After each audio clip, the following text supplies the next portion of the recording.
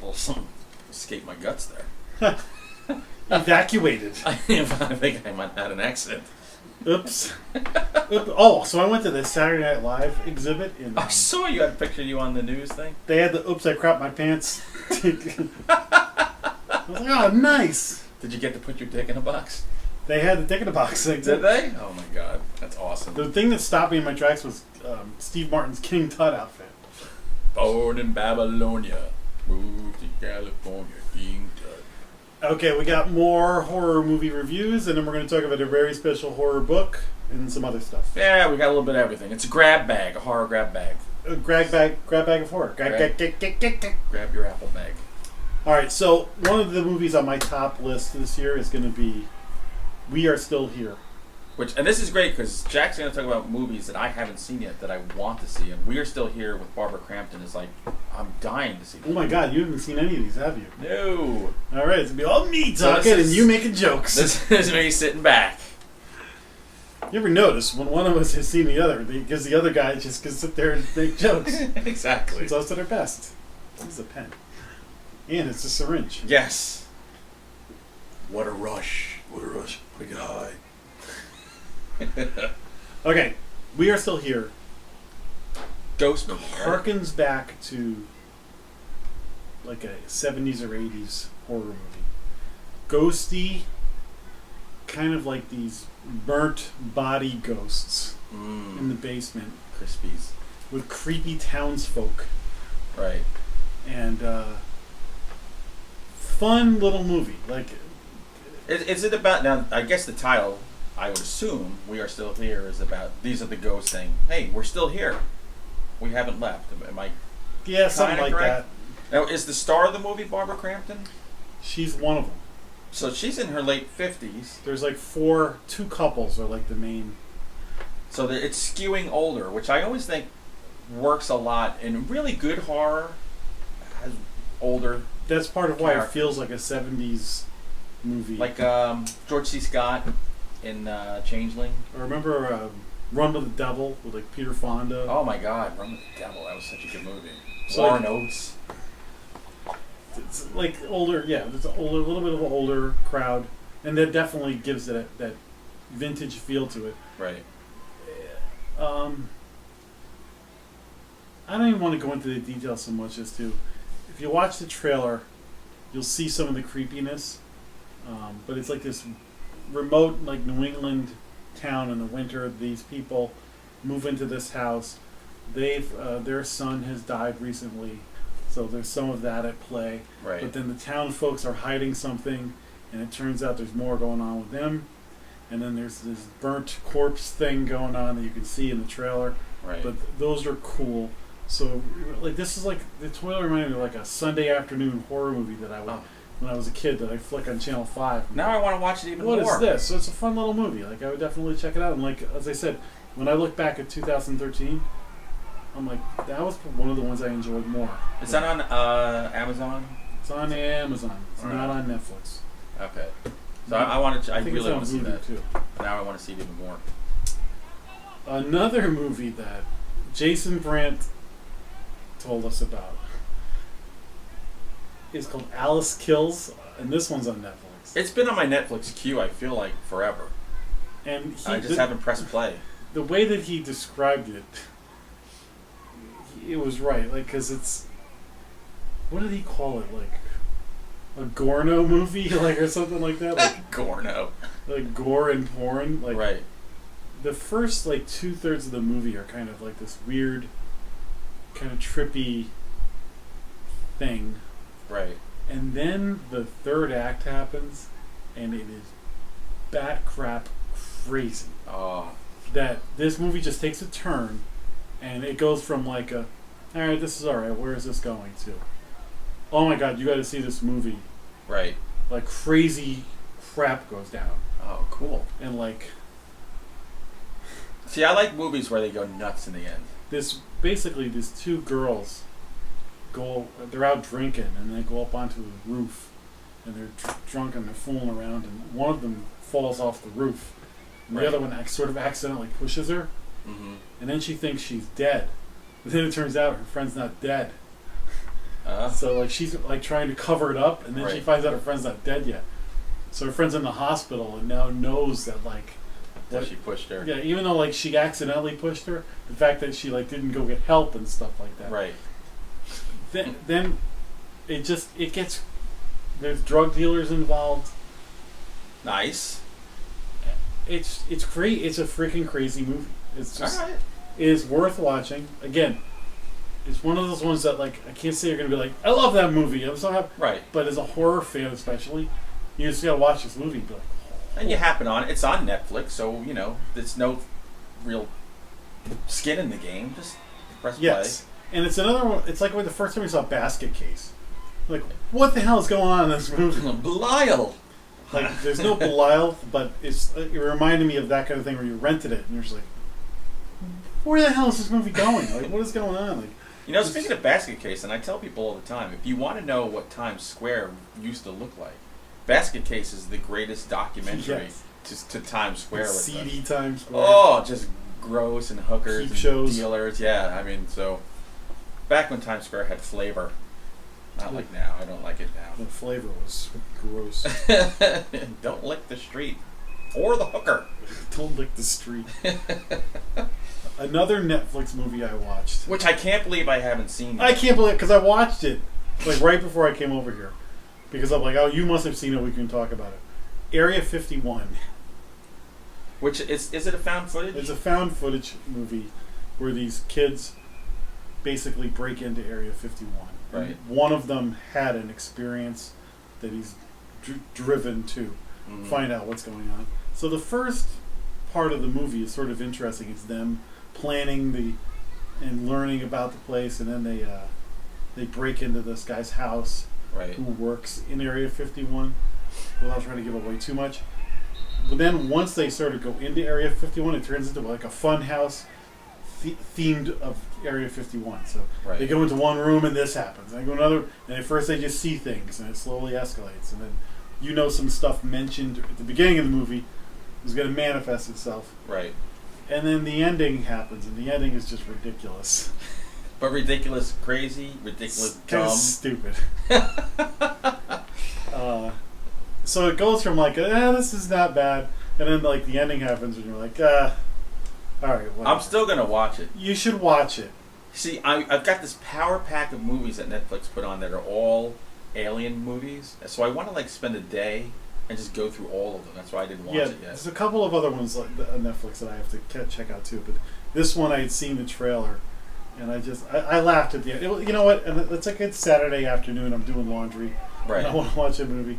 And you and I are so jaded towards found footage movies that there's going to be the ones like Creep, like oh, that was a refreshing new thing, and then this is just like another one in the pile of found footage movies that you're just like, well, the ending is laughable that you're going to crack up. All right. And they try some stuff. There's some stuff in but like it's a fun house of. Right. Go in this room, this happens. Go into the next room, this happens. Well, that was like As Above, So Below. I thought was like that. Which I haven't seen that. That was a funhouse ride of a movie. So, and if the ending's done, whatever. Actually, I was thinking about watching that, and I watched Area 51 instead. No, As Above, So Below was one of my favorite movies last year. So it was worth it. Well, I'll get around to that one. The other one I watched, I actually tracked it down on YouTube. Mm-hmm. You talk about Cannibal Holocaust being like the first found footage movie, and Blair Witch Project being the movie that blew open the found footage, groundbreaking.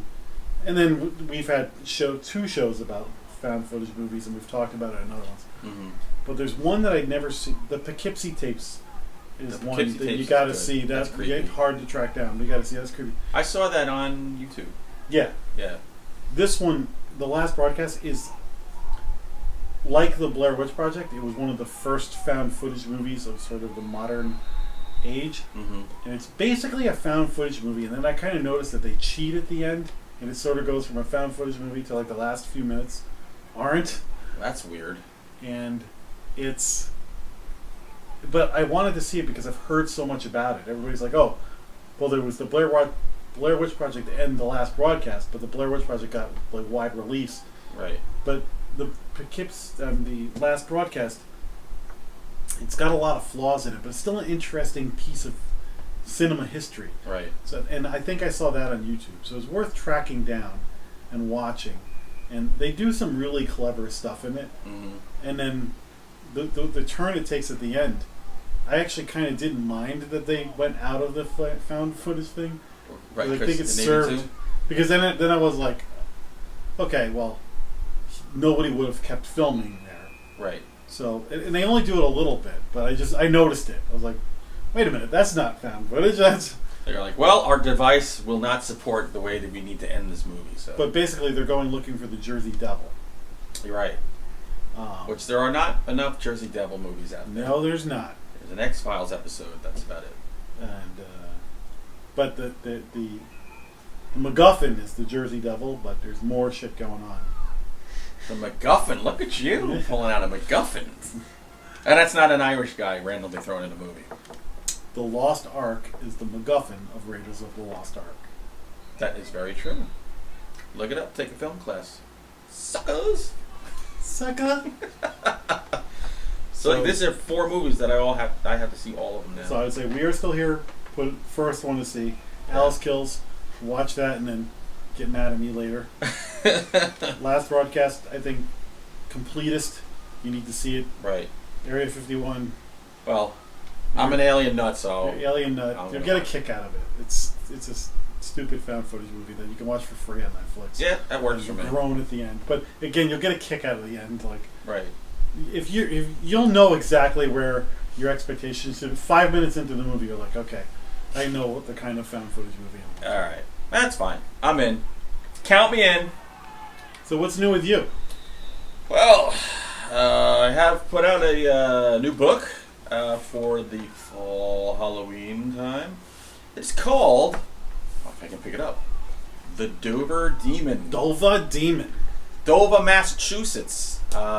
This book is based on an actual cryptid that was spotted in 1977 in the town of Dover. And Benjamin Dover, better known as Ben Dover. Yay! So I actually met Lauren Coleman, the cryptozoologist, and we were talking about different. I was like, "What cryptid do people not, write fiction about?" So he brought this to my attention, and then I kind of, in the original story, 6 kids saw this creature over a 2-night period, and then it was never seen again. And you can see this looks like an alien. It's a cool cover. The kid who drew the picture, not this particular one, this is before that alien face was in the culture. Oh. So it was investigated as if it was some animal or creature or whatever. So the premise of this is, if 6 kids saw it and talked about it, there must have been other kids who saw it and didn't. So this is, fast forward to present day, the kids who saw it are in their 50s, and their lives have been deeply impacted by it. So this is, the demon has actually never left. And I'm trying to, I won't tell you whether it's an alien or whether it's a earthly bound creature. I think I read this, so I gave it an original spin on what I enjoyed this book. There's a couple of scenes that are so Hunter Shea. Well, it wouldn't be if I didn't add my little thing to it. But it's, at the core of it, it's a story about a father and a son and their relationship. And the son gets trapped by the Dover demon, and dad's coming to save him. It's a weird book. It's one of the weirder. I loved it. I think I want to get a print of this cover. It's pretty cool.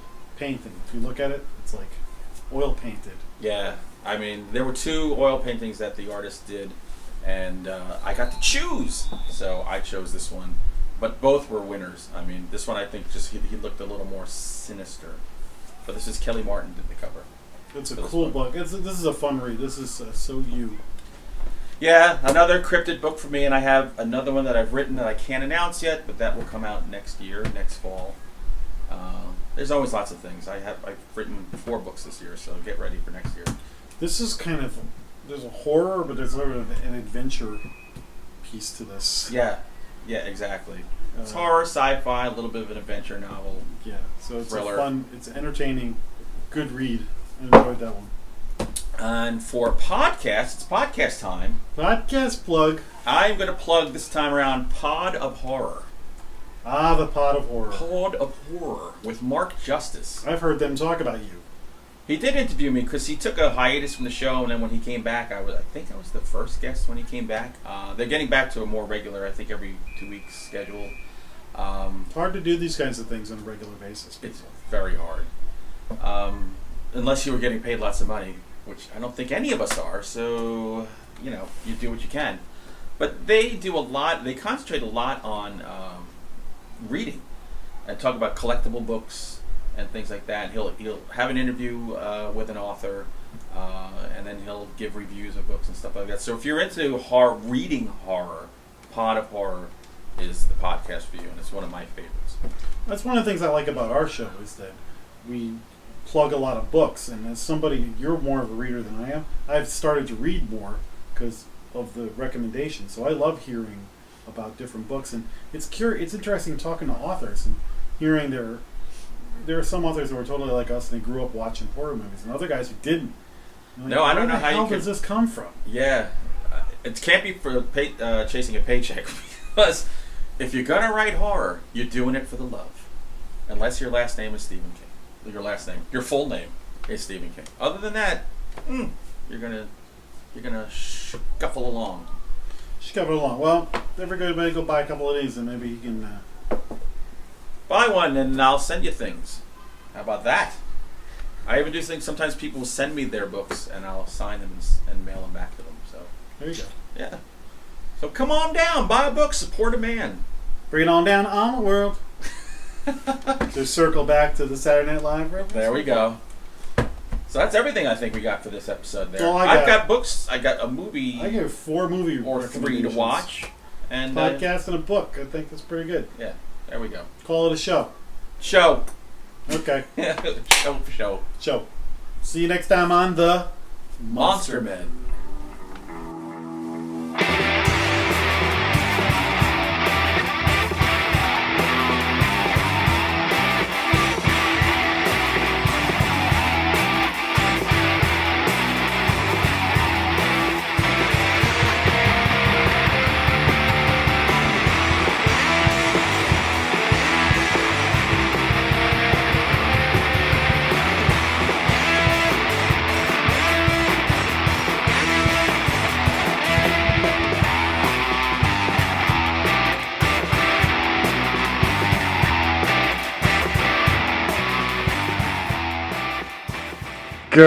Arg.